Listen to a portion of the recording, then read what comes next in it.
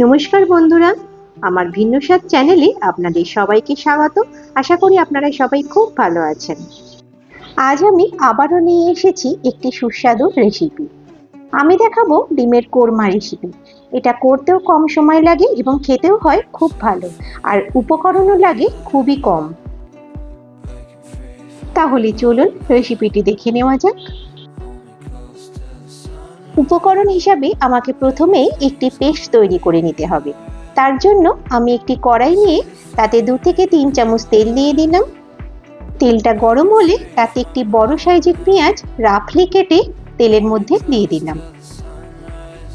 এবারে পেঁয়াজটাকে তেলের মধ্যে নাড়াচাড়া করে নেব।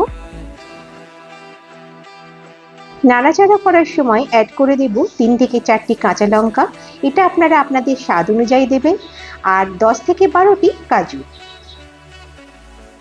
3টি উপকরণ ভালোভাবে নেড়ে কিন্তু তেলের মধ্যে হালকা করে ফ্রাই করে নেব। পেঁয়াজটা যখন হালকা ট্রান্সপারেন্ট হয়ে আসবে তখনই কি বুঝবেন এটা হয়ে গেছে। এবারে তেল ঝরিয়ে কড়াই থেকে পেঁয়াজ, কাজু আর কাঁচা লঙ্কাটা তুলে নেব। আমি একেবারেই সমস্ত উপকরণগুলো গ্রাইন্ডার জারে তুলেছি। এটাকে ঠান্ডা করে তবেই আমি পেস্ট তৈরি করব। এবারে কড়াইয়ের মধ্যে ওই বাকি তেলে আমি 4টে ডিম দিয়ে দিলাম। আমি ডিমগুলো আগে থেকেই সিদ্ধ করে রেখেছিলাম। ওই 4টে ডিম আমি অ্যাড করে দিলাম।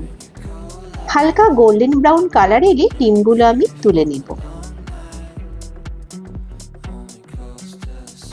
ডিমগুলো কড়াই থেকে তোলা হয়ে গেলে ওই একই তেলের মধ্যে আমি দিয়ে দেব কিছু ফোড়ন, 3টে ছোট এলাচ, 3টে লবঙ্গ আর 1/2 ইঞ্চি দারচিনি। এবারে একটু নাড়াচাড়া করে নেব। সুন্দর গন্ধ বেরোলে দিয়ে দেব 1 চামচ আদা রসুন বাটা। এটাও ভালো করে নাড়াচাড়া করে নেব যতক্ষণ না এর কাঁচা গন্ধটা চলে যায়। কাঁচা গন্ধটা চলে গেলে আগে থেকে তৈরি করে যে পেস্টটা রেখেছিলাম সেটা এর মধ্যে অ্যাড করে দেব। পেস্টটা অ্যাড করার পর গ্যাসের ফ্লেমটা একেবারে লোতে করে দিয়ে সমানে নাড়াচাড়া করে কিন্তু এটাকে কষাতে থাকতে হবে। নাড়াচাড়া করা কিন্তু বন্ধ করা যাবে না, তাহলে কড়াইয়ের তলায় বসে যাবার সম্ভাবনা কিন্তু থাকবে। যেহেতু এতে কাজু দেওয়া আছে সেহেতু তলাতে লেগে যাবার সম্ভাবনা থাকবে।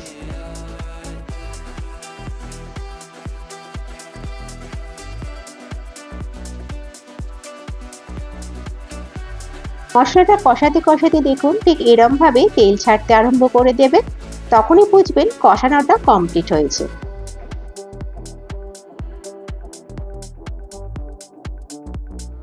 কষানোর এই পর্যায়ে আমি অ্যাড করে দেব 1/4 কাপ টক দই।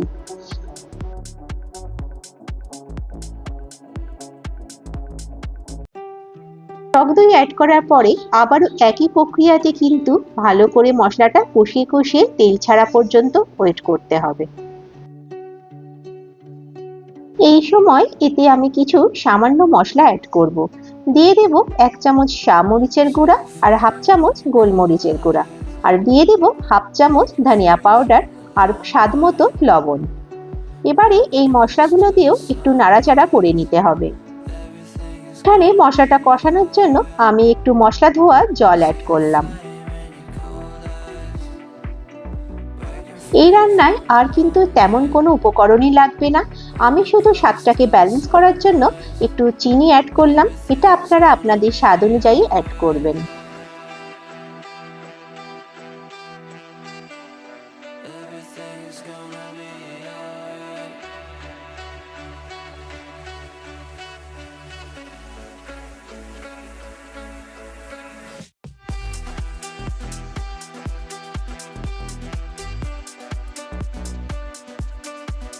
দেখুন এবারেও আমার মশলাটা কিন্তু ভালোভাবে কষানো হয়ে গেছে। এরপরে আমি গ্রেভির পরিমাণ অনুযায়ী 1 কাপের মতো জল অ্যাড করব। মশলার সাথে জলটা ভালো করে মিশিয়ে নিয়ে 4টে যে ডিম সিদ্ধ ভেজে রেখেছিলাম সেটাও এর মধ্যে অ্যাড করে দেব। ডিমগুলো অ্যাড করার পরে ঢাকা দিয়ে 7 থেকে 8 মিনিট একদম লো ফ্লেমে রান্নাটা হতে দেব।